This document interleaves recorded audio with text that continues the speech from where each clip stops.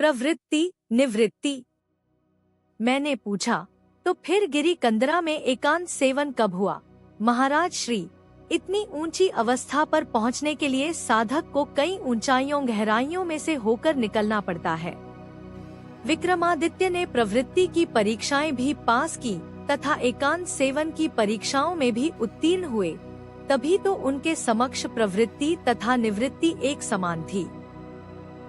मैंने कहा, यदि जन समाज भ्रमित हो जाए तथा प्रवृत्ति के आवेश में निवृत्ति की उपेक्षा कर जाए तो महाराज श्री संभवतः भगवान कृष्ण ने इसीलिए प्रवृत्ति तथा निवृत्ति दोनों के महत्व स्थापन के उद्देश्य से एक ही युग में जहां अर्जुन को प्रवृत्ति का उपदेश दिया, वहीं उद्धव जी को निवृत्ति के लिए प्रेरित किया गया। यहाँ भी भर्तृहरि तथा विक्रमादित्य दोनों भाइयों ने इस विषय की पूर्ति की है। एक भाई यदि निवृत्ति के प्रतिनिधि नायक थे, तो दूसरे भाई प्रवृत्ति के महानायक। ईश्वर का संकेत यही है कि ना प्रवृत्ति की कामना करो और ना ही निवृत्ति से द्वेष करो। अध्यात्म स्थिति को प्राप्त करने के लिए सर्वप्रथम अपनी चित्त स्थिति के अनुसार मार्ग का चुनाव कर लो। जीव को प्रवृत्ति तथा निवृत्ति दोनों घाटियों को पार करके अध्यात्म शिखर पर पहुंचना है। विक्रमादित्य यदि प्रवृत्ति के आकाश में सूर्य बनकर चमके, तो भर्तृहरि निवृत्ति मार्ग के प्रकाश पुंज बने। धन्य है उनके माता पिता जिन्होंने ऐसे पुत्र रत्नों को जन्म दिया। मैंने कहा, गुरु महाराज, एक प्रश्न है। कई पुस्तकों में मैंने पढ़ा कि नाथ महापुरुषों का जीवन काल प्रायः 1000 वर्ष पूर्व के आसपास है, जबकि आपके कहे अनुसार यह 2000 वर्ष पूर्व है। महाराज श्री, यह सब साहित्यिक विद्वानों की बौद्धिक उछल कूद है। साधकों के लिए यह बात गौण होती है कि किसकी जीवन लीला कब घटित हुई। वह यह देखता है कि किस महापुरुष ने कैसे साधन किया, अपने विघ्नों तथा कठिनाइयों का कैसे सामना किया तथा उन्हें सहन किया, किस प्रकार वह साधन शिखर पर पहुंचा, किसकी क्या साधन प्रणाली थी इत्यादि। इसमें साधक को कोई अंतर नहीं पड़ता कि 1000 वर्ष पूर्व हुआ या 2000 वर्ष पूर्व। इस काल का निर्णय 1000 वर्ष पूर्व निश्चित करने वालों के पास अपने तर्क होंगे, किंतु मेरा दृष्टिकोण अपना है। महाराजा विक्रमादित्य के नाम पर विक्रमी संवत आरंभ हुआ, जिसकी इस समय 21वीं शताब्दी चल रही है। भर्तृहरि विक्रमादित्य के भाई थे, इसलिए उनके समकालीन थे। अतः उन्हें हुए 2000 वर्ष हो गए हैं। एक बात और है, इन महापुरुषों की आयु बहुत लंबी होती है। कोई तो हजारों वर्षों तक वर्तमान बने रहते हैं, अतः उन्हें किसी सीमित अवधि में बांध सकना संभव नहीं है। गोरखनाथ के विषय में ऐसी धारणा है कि वह अब भी जगत में विद्यमान है। मैंने कहा, दूसरा एक प्रश्न और है। भर्तृहरि का एक शरीर तिब्बत में रखा हुआ है, दूसरा भर्तृहरि के रूप में पहले उज्जैन का राजा था, जो अनुराग्य अभिभूत होकर साधु वेश में विचरण करने लगा। क्या यह संभव है कि एक जीवात्मा के 2 शरीर हों? महाराज श्री, सामान्यतः यह संभव नहीं, किंतु योग मार्ग की बात सामान्य संसार से भिन्न है। 2 ही क्या, योग में एक ही जीवात्मा के असंख्य शरीर भी संभव है। योग की शक्तियां अलौकिक हैं। भौतिक स्तर पर जो बातें असंभव दिखाई देती हैं, वह योग में संभव हो जाती हैं। फिर यह बात भी है कि भर्तृहरि का तिब्बत वाला शरीर अस्थायी रूप से निर्जीववत था। योग में तो एक जीवात्मा के असंख्य जीवितवत शरीर भी संभव है। उन सभी शरीरों का संचालन एक ही सूक्ष्म शरीर से होता है। तुम्हारा यह प्रश्न शुद्ध संसारी दृष्टिकोण से प्रभावित है। मैंने कहा, किंतु कुछ लोगों का कहना है कि इस प्रकार की बातें कोरी कल्पनाएं हैं। उन्हें 50 से 60 वर्ष हो गए साधन करते, अभी तक किसी सिद्धि की प्राप्ति नहीं हुई। महाराज श्री, यदि किसी को जीवन में सोने का दर्शन प्राप्त नहीं हुए, तो इसका अर्थ नहीं कि जगत में सोना नाम का पदार्थ है ही नहीं। मैंने कहा, तीसरा प्रश्न। भर्तृहरि के इस जन्म के गुरु योगी गोरखनाथ थे, किंतु सारे प्रकरण में उनका कहीं उल्लेख नहीं हुआ, जबकि तिब्बत वाले महापुरुष का विशद वर्णन हुआ है।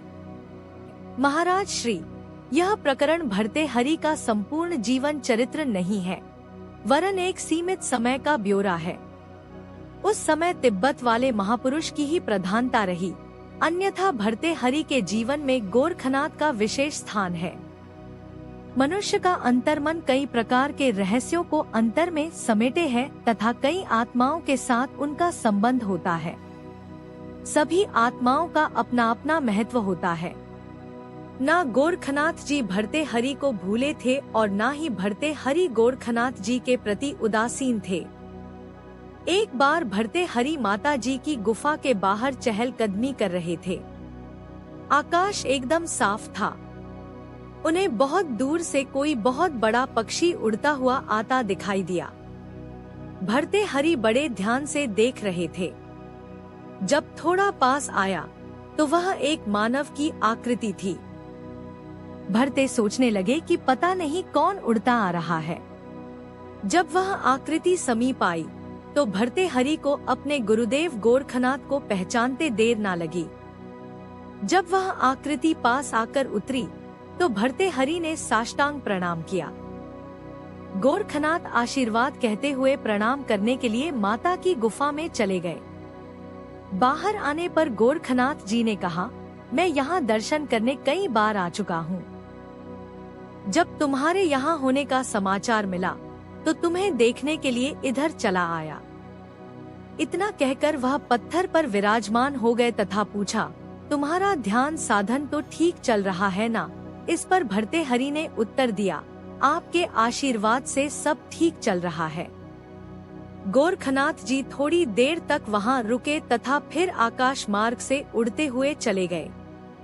यह एक घटना मैंने इसलिए सुनाई कि भर्तृहरि तथा गोरखनाथ जी का संपर्क बना हुआ था।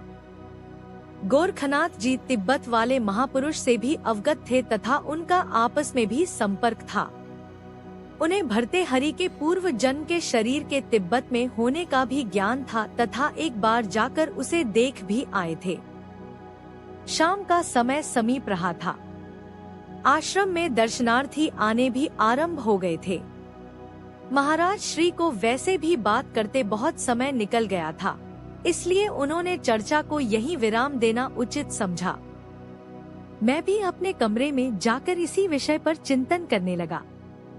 यदि देखा जाए तो मैं भी अभी तक ना निवृत्ति में हूँ ना प्रवृत्ति में। निवृत्ति में होता हूँ तो प्रवृत्ति के बारे में विचार करता रहता हूँ तथा प्रवृत्ति में मेरे विचारों में निवृत्ति तरंगित होती रहती है। महाराजा विक्रमादित्य के चित्त की अवस्था कैसी होगी, जिसमें ना प्रवृत्ति से मोह था ना निवृत्ति से परहेज। आसक्ति रहित अवस्था के बिना इस स्थिति का आना असंभव है, किंतु यहाँ तो अभी तक आसक्ति चित्त में पांव पसारे पड़ी है। वासना का बोलबाला है तथा चित्त स्थिति क्षण क्षण परिवर्तित होती रहती है। ऐसे में प्रवृत्ति निवृत्ति की चर्चा बौद्धिक विलास है। बड़ी देर तक इसी प्रकार के विचारों में खोया रहा। फिर कब मुझे निद्रा ने आ दबोचा। स्वप्न में क्या देखता हूँ कि मैं एक पहाड़ी पर खड़ा हूँ, जहाँ से मुझे एक दूसरे के समीप दो तालाब दिखाई दे रहे हैं। कोई कान में कहता है कि प्रवृत्ति एक तालाब है तो दूसरा निवृत्ति। जिस भी तालाब का जल ग्रहण करना चाहो कर सकते हो। मैंने फिर एक बार दोनों तालाबों को देखा। मुझे निवृत्ति का तालाब सुंदर दिखाई दिया, अतः मैं उसकी ओर चल दिया। थोड़ी ही दूर गया था कि जैसे अंतर में कोई कह रहा हो, कहाँ जा रहे हो?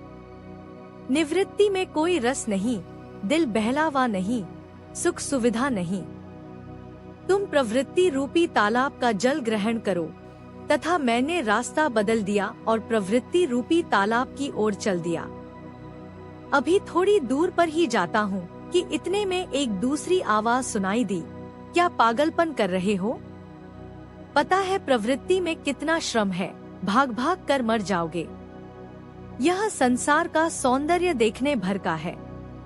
जगत से निवृत्ति में ही सुख है। तुम तो निवृत्ति रूपी तालाब का जल ग्रहण करो। मैंने फिर मुंह मोड़ लिया तथा निवृत्ति रूपी तालाब की ओर चल दिया। इस प्रकार मैं निवृत्ति तथा प्रवृत्ति के बीच भागता रहता हूँ तथा किसी भी तालाब का जल ग्रहण नहीं कर सका। अंततः थक कर गिर जाता हूँ। प्रातः 9 बजे महाराज श्री कॉफी का एक कप लिया करते थे। उस समय मैंने रात का स्वप्न निवेदन किया तो अपनी व्यथा कथा कह सुनाई। जब कॉफी समाप्त हुई तो महाराज श्री ने कहना आरंभ किया, देखो, इस प्रकार निराश होने से काम नहीं चलता। भर्तृहरि तथा महाराजा विक्रमादित्य को यह अवस्था एक दिन में प्राप्त नहीं हुई थी। उनकी पृष्ठभूमि में जन्म जन्मांतर की साधना थी। संभवतः वह भी कभी तुम्हारी तरह प्रवृत्ति तथा निवृत्ति रूपी तालाबों के बीच में भागते रहे होंगे। अब एक समय यह था कि चाहे प्रवृत्ति हो या निवृत्ति, उन्हें कोई अंतर नहीं पड़ता। इसके लिए उन्होंने क्या कुछ नहीं किया होगा, कितना सहन करना पड़ा होगा, अपने आप को कितना तपाया होगा, तब कहीं जाकर उन्हें प्रवृत्ति निवृत्ति से अतीत अवस्था प्राप्त हुई। मैंने निवेदन किया, गुरु महाराज, साधन में तत्पर हुआ जा सकता है, किंतु संसार उधर लगने नहीं देता, टांग खींचा ही करता है। सीधी बात करो तो उल्टी समझता है, मित्र बनकर पीठ में छुरा भोंकता है, साधक बेचारा तिलमिलाकर रह जाता है। महाराज श्री, संसार को क्यों बदनाम करते हो? यह कहो कि प्रारब्ध कुछ नहीं करने देता, वासना रास्ता रोककर खड़ी हो जाती है। अंतर में जो जड़ चेतन की गांठ पड़ी है, उसके कारण विकार जीव को नचाया करते हैं। जगत तुम्हारे साथ वही करेगा जो तुम्हारे प्रारब्ध में होगा। संसार भोग स्थली है और कर्म स्थली भी। कर्म से अपना प्रारब्ध बनाया जाता है, कर्म से ही मिटाया भी जा सकता है। कर्तव्य कर्म प्रवृत्ति निवृत्ति से अतीत अवस्था प्राप्त कराता है। मैं क्या कह सकता था, चुप रह गया। महाराज श्री के कमरे के साथ छोटा कमरा और था, जिसे साधन कक्ष के रूप में प्रयोग किया जाता था। महाराज श्री उठकर साधन कक्ष में जा बैठे तथा मैं विचारों के सागर में गहरा उतरता गया। कहने को तो महाराज श्री ने कह दिया, किंतु जन्म जन्मांतर तक निरंतर साधन, सहनशीलता, सेवा भाव तथा प्रभु प्रेम को बनाकर रख पाना क्या इतना सरल है?